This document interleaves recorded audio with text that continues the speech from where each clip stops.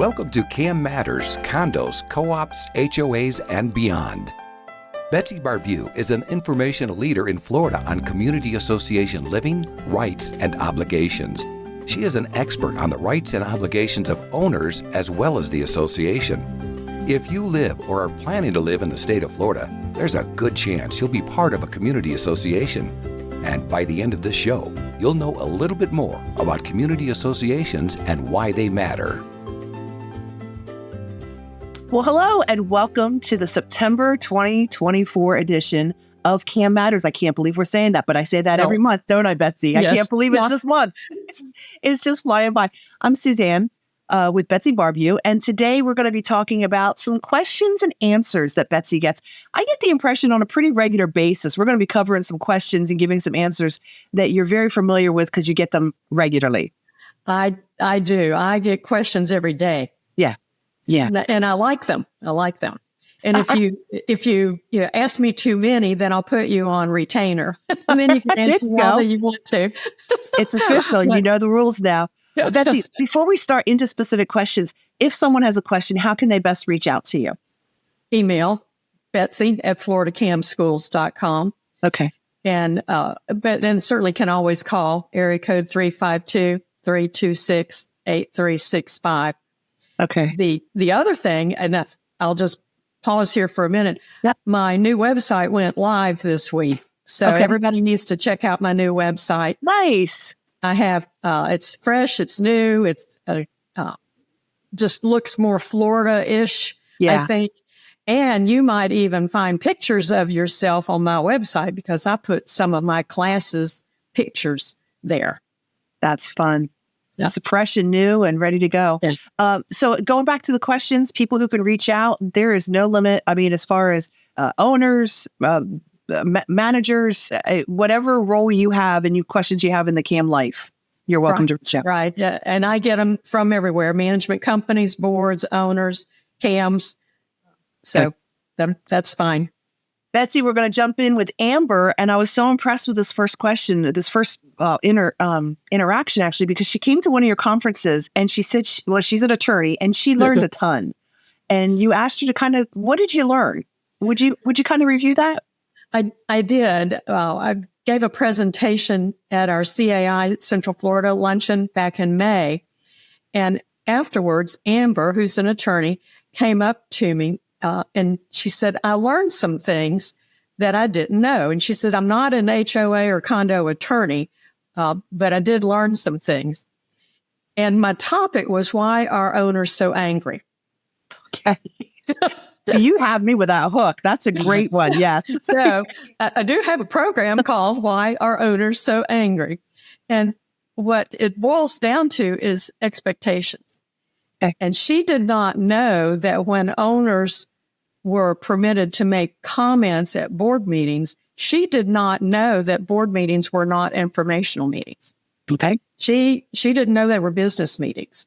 She thought they were informational and that the owners could come and ask anything they want to, and the board had to answer. Okay. And in that presentation, that I said that was one of the expectations that makes owners so angry. Right. Is that they don't know that that's not what a board meeting is for. Yeah. I think boards should have other kinds of meetings and other kinds of gatherings and answer all the questions they can possibly answer. Sure. But in May, the answer and what I was speaking on was that no, owners may make comments, but there's no requirement for a response from the board. Sure. And they can only make comments on agenda items. Yeah. Now, since May, the law has changed for condominiums. Okay. And now we have added another section at the end of your agenda that owners can ask questions pretty much about anything they want to ask. Another attorney has said it still doesn't require an answer. Okay. I was going to say, how do you feel about that? Because now things are getting sliced and diced a little bit more. I'm seeing it with, rules and regulations and training. It applies to HOAs, but not to now this condo. Like, how are you feeling about this the splicing stuff. Don't get me started. It's awful. And I sent a copy of my updated pre-licensing manual to the division, to our executive director at the division, and said to her, look what the legislators have done. Look what they've done. I've had to chop things up more and more into 3 different things. Well, this is for condo, this is for HOA, this is for co-op. And it's almost impossible now to teach the pre-licensing class and cram in for all 3. And they lowered the number of hours back during COVID. So now I have to teach more in even less time. And then in board training, I don't know. I've been doing board training. I've been doing 4-hour board trainings for 10 years. I've been approved for 10 years. I have not been told that I'm not still approved. My name is still on the list. So I'm still doing board training exactly the way I have always done it. But it's going to be more difficult now to have all 3 kinds of board members in my classes. Absolutely. I'm just thinking about, a meeting where you go, okay, so somebody stands up with a question. Now let's see, are you co-op, HOA, or condo? You're co-op and HOA, sit down. Like, oh my gosh. What I do in the board training classes is I seat them together. Okay. And go, okay, you all are HOA, so you listen to this, but you 2 over here don't. Betsy, that's good. And so I separate them and say, I'm just going to focus on you or you or you. Right. And the rest of you just go, blah, blah, blah. Yeah. Don't listen. Take a break. Yeah. But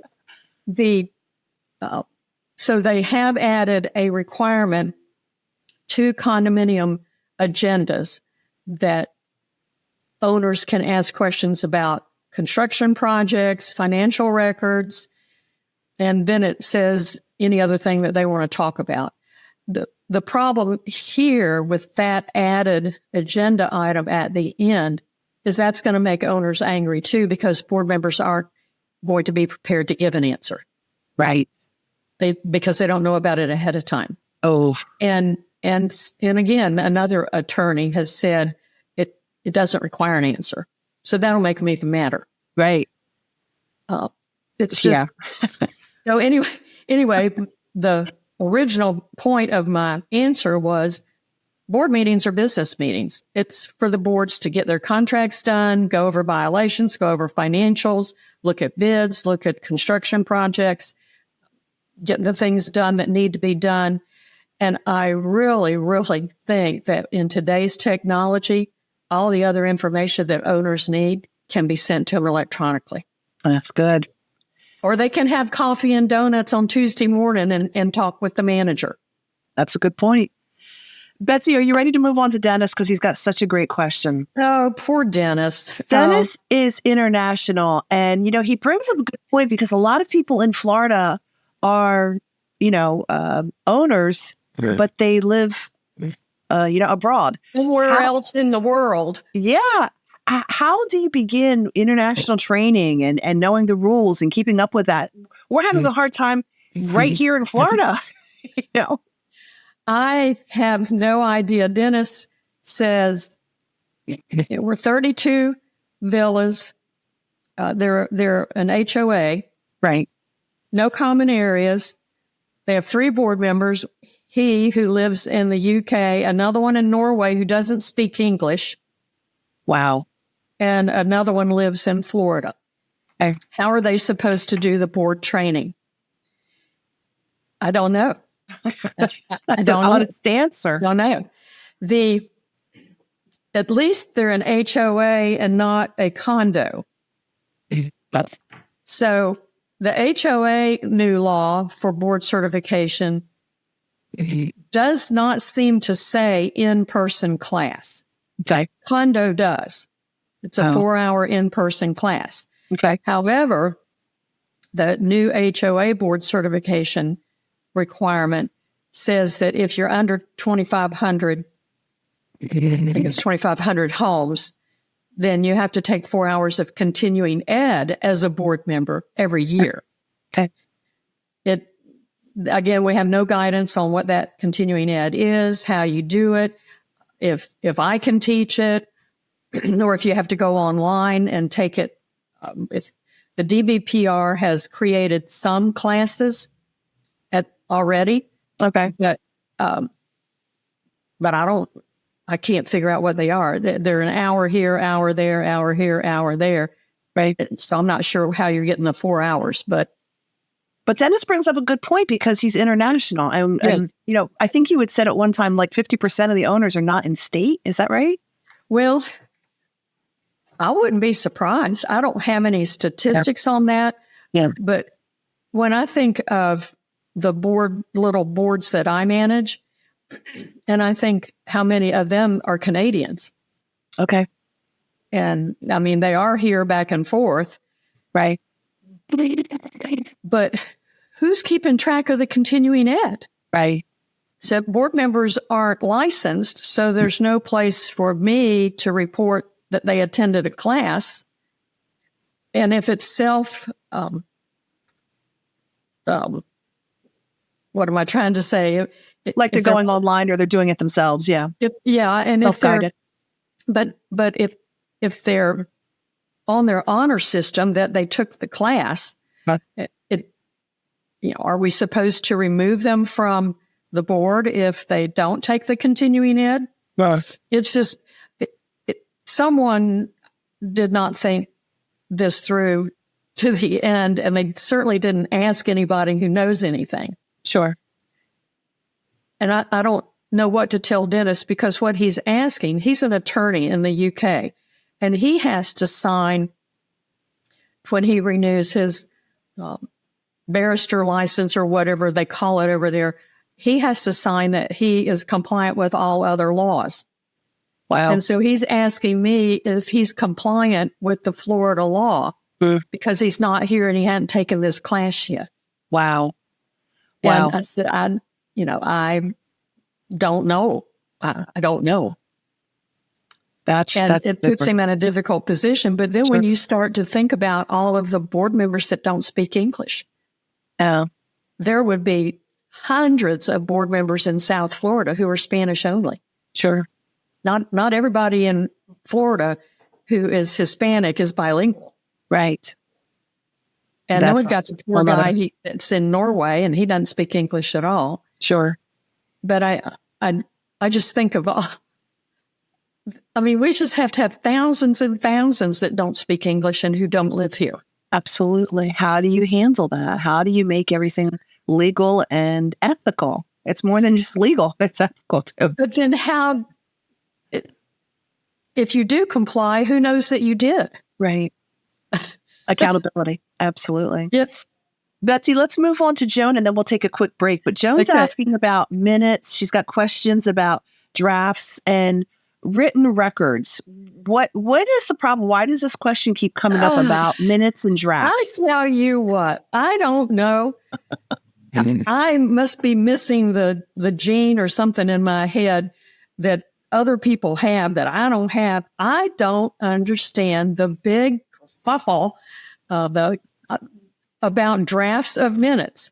Okay. I get calls from people who are going to court over drafts of minutes. It's like, honestly, really? The statute doesn't say anything about a draft of minutes being made available to the owners or not. So what I tell communities is it's cultural, it's historical, it's whatever you usually do. But drafts of minutes are not to be held hostage by a manager or some board president or secretary. Okay. Minutes are written in the written form. They're available to the owners, whether they've been approved or not. Okay. And I think part of the problem is that those who type minutes do them incorrectly. They are doing a transcription, and they're afraid that they didn't get everybody's quotes of what was said at the meeting. Okay. They're afraid they didn't get them right. So they're recording the meetings, and then they're transcribing from a recording, which is not what you do. What's the proper way? Just as a quick review? What you would do, let's say on the agenda, it says discuss replacement of the pool heaters.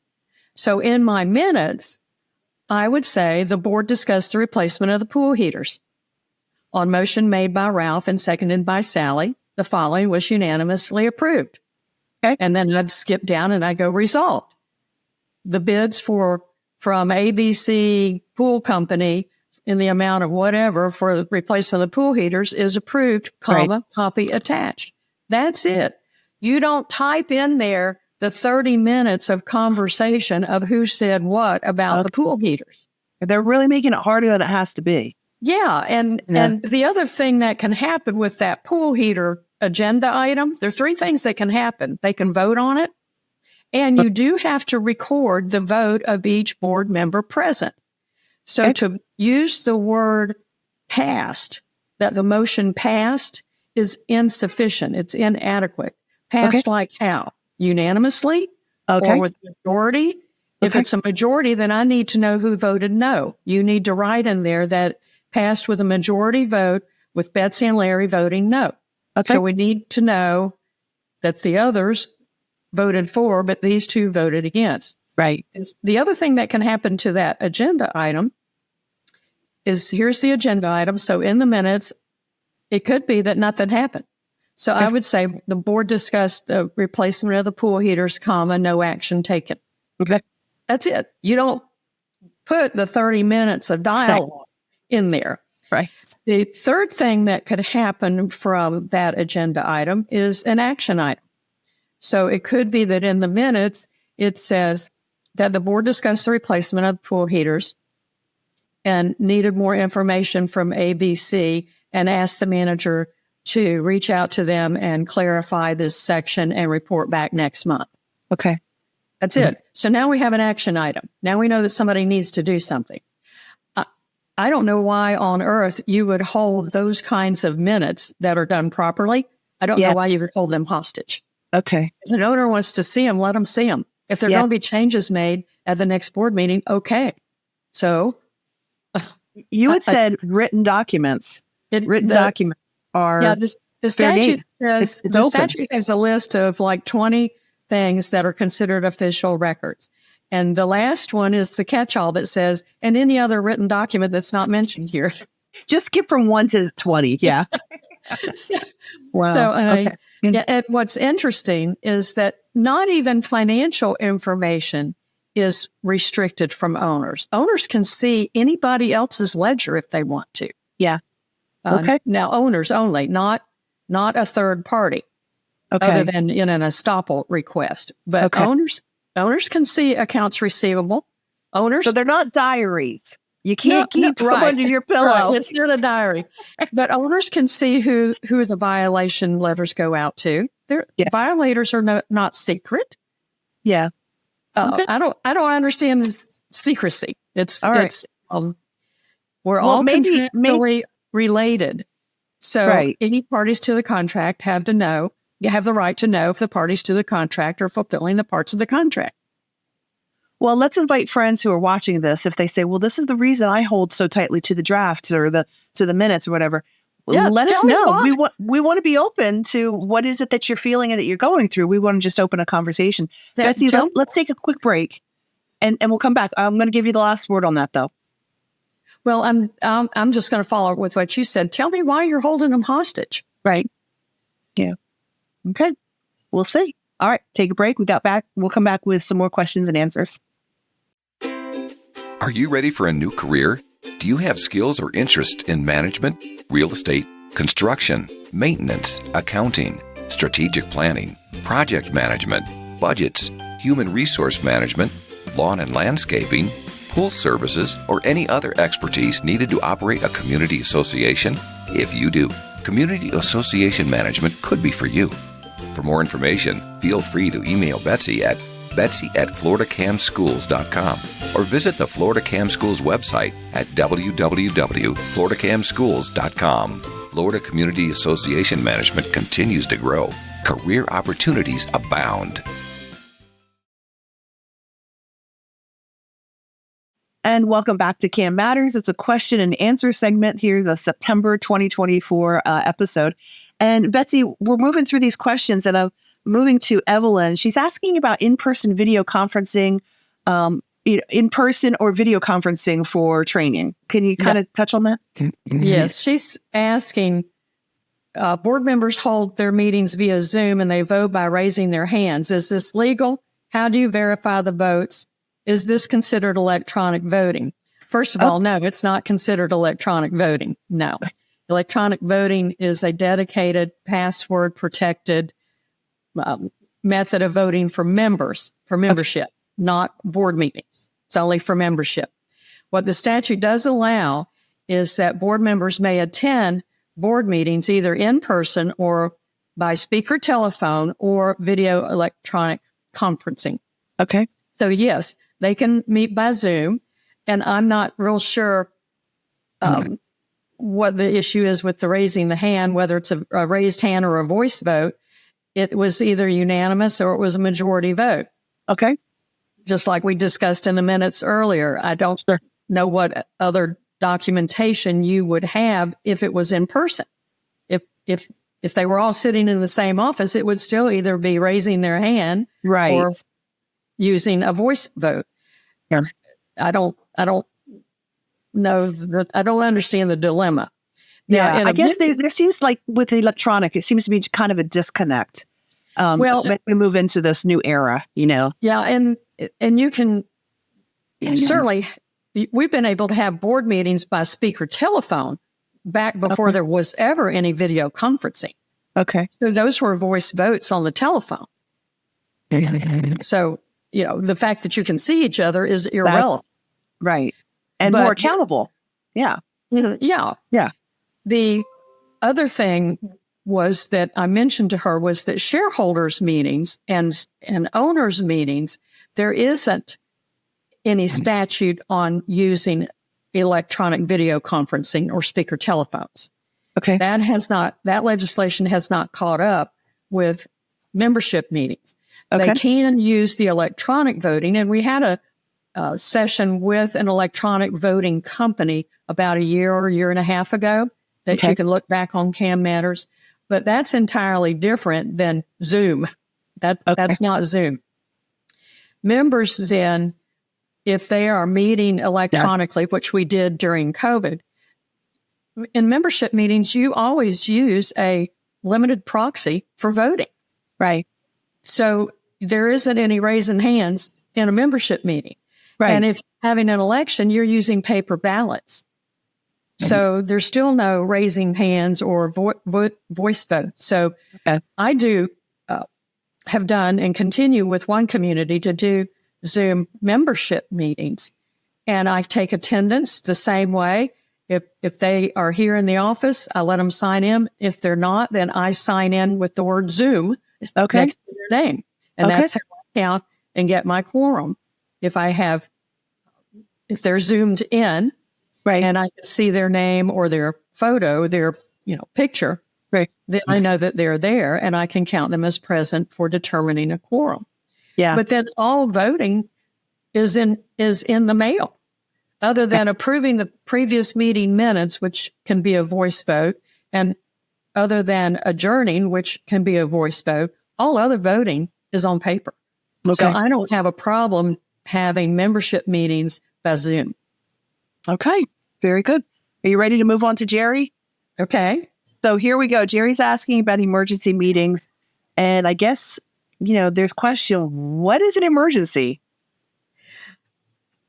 And she checked with an attorney, and I'm going to contradict her attorney's answer. She said, I'm double checking with you. Can a board have an emergency board meeting on personnel issues and not post 48-hour notice? Our attorney said emergency is something like a hurricane or natural disaster. Well, yes and no, her attorney is correct. Okay. Back during 2006, I guess, after Hurricanes Charlie, Francis, Jean, and Wilma, the legislators created special emergency powers for boards when there's a natural disaster. That which suspends any formal board notification, agendas, spending money, moving money. It suspended all of that. That statute was updated a couple of years ago to include contagions like COVID and natural disasters like technology disasters was included. That's a separate statute. There's another statute that says that boards can add an item to the agenda because you can't talk about anything that's not on the agenda. Okay. So they can add an emergency item to the agenda. In that statute, it doesn't define emergency. So when I talk with other managers, they will say that to them, the other kind of emergency, not a natural disaster, technology, or contagion, is fire, blood, water, dead body. Okay, wait. Say that again. You got a lot going on there. They will tell me that fire, blood, water, dead body is an emergency. I would agree. So if you've posted a board meeting notice and you're giving your 48-hour notice and fire, blood, water, dead body happens somewhere in that 48 hours, then the board can add to that agenda at that meeting without reposting, re-noticing the meeting. They can add to that agenda something like sign a ServPro contract to take care of whatever happened. Yeah. That would be an emergency.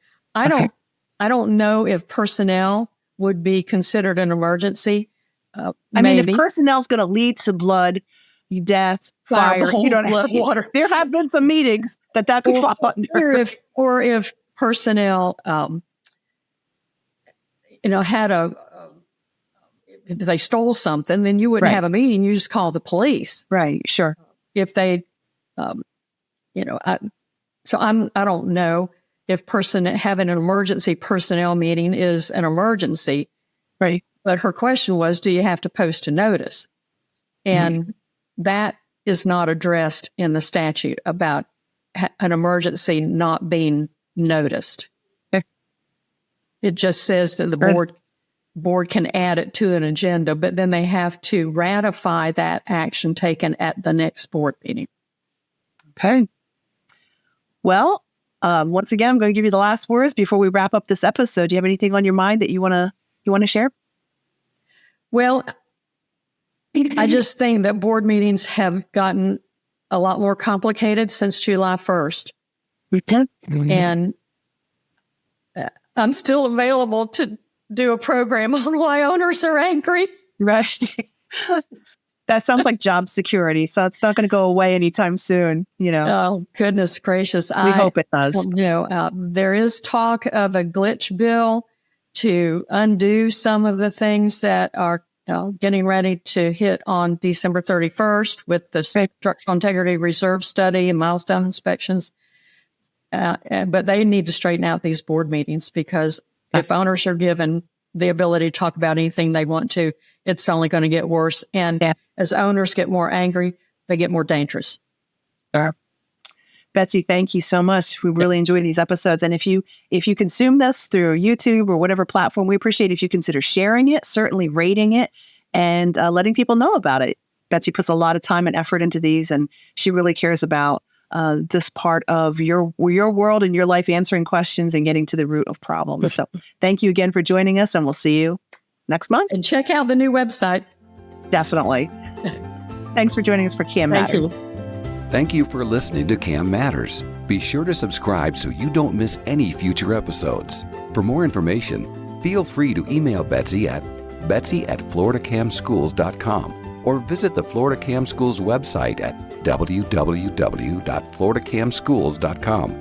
Information provided on this show is general in nature and does not constitute legal advice. Please contact a licensed attorney for your specific situation.